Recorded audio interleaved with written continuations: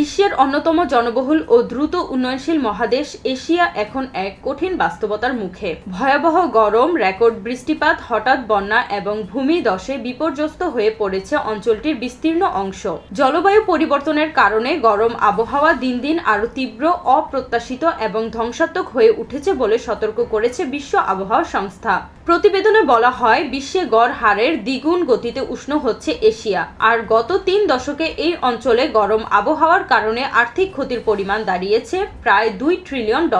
জাপানের ইসেসাকি শহরে মঙ্গলবার তাপমাত্রা পৌঁছায় 41.8 ডিগ্রি সেলসিয়াসে, যা দেশটির ইতিহাসের সর্বোচ্চ।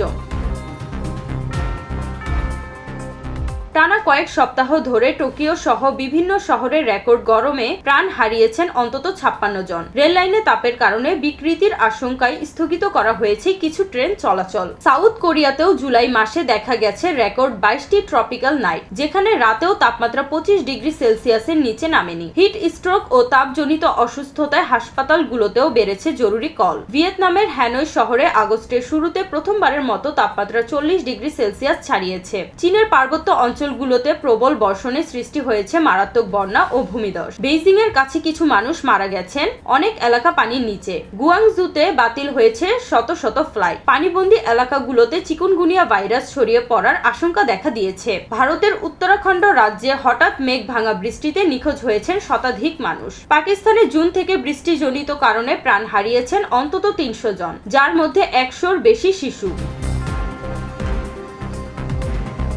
পাঞ্জাব প্রদেশে প্রায় 1/4 স্কুল ভবন আংশিক বা পুরোপুরি ধ্বংস হয়ে গেছে। হংকংয়েও মঙ্গলবার 350 মিলিমিটারের বেশি বৃষ্টিপাত রেকর্ড করা হয়, যা 1884 সালের পর আগস্টের সর্বোচ্চ।